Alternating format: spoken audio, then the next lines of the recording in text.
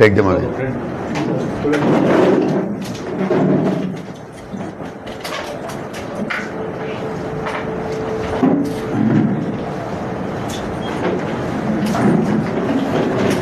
చేయకపోతే మేము ఎలా పట్టుకున్నాం మరి నిన్న జరిగినటువంటి మర్డర్ కేసులో? మీరు అంటున్నారు సీసీ కెమెరాలు పనిచేయలేదని.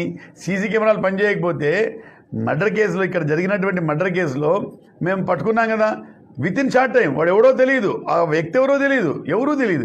మరి ఇవన్నీ కూడా 324 కేసు ఉంది, అంటే చిన్న మైనర్ కేసు ఉంది. రెండో అతని మీద లేదు, జితేంద్ర మీద లేదు.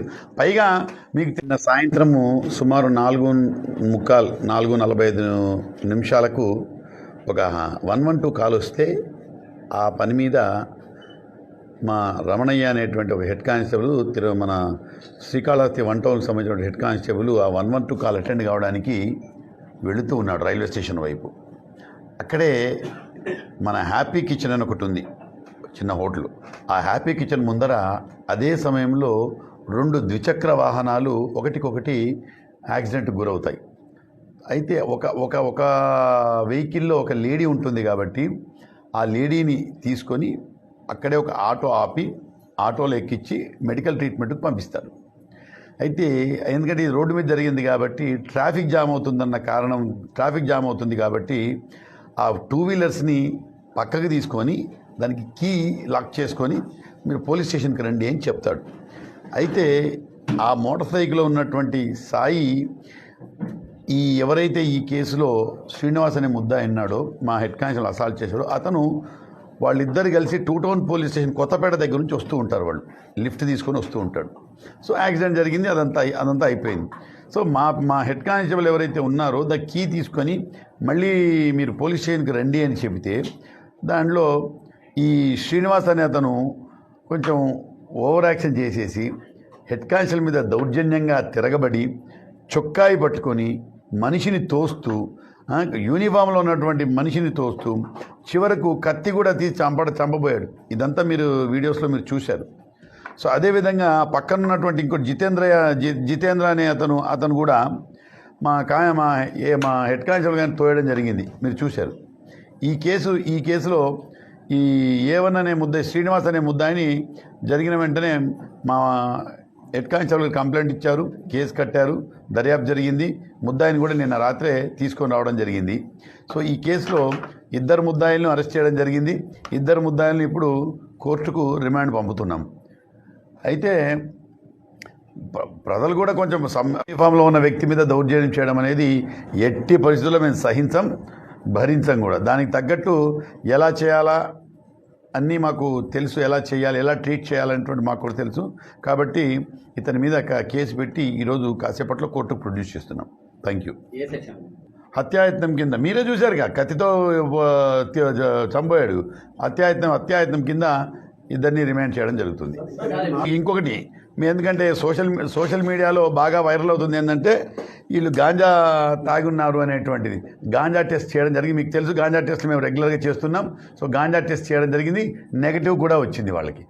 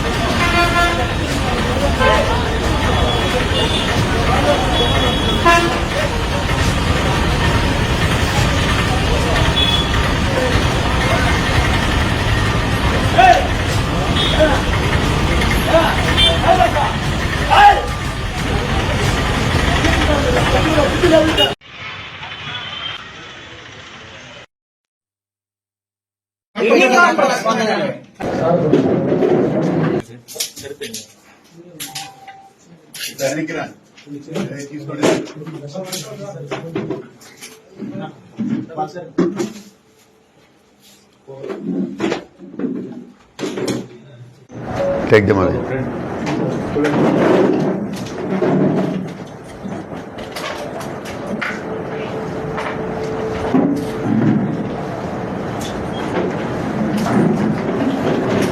చేయకపోతే మేము ఎలా పట్టుకున్నాం మరి నిన్న జరిగినటువంటి మర్డర్ కేసులో?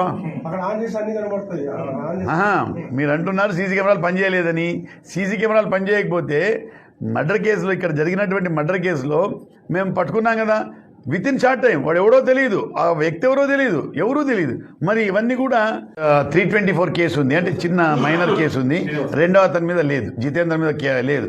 పైగా మీకు నిన్న సాయంత్రము సుమారు 4:45 ఒక 112 కాల్ వస్తే ఆ పని మీద మా రమణయ్య అనేటువంటి ఒక హెడ్ కానిస్టేబుల్, మన శ్రీకాళహస్తి 1 టౌన్కి సంబంధించిన హెడ్ కానిస్టేబుల్ ఆ 112 కాల్ అటెండ్ కావడానికి వెళుతూ ఉన్నాడు రైల్వే స్టేషన్ వైపు.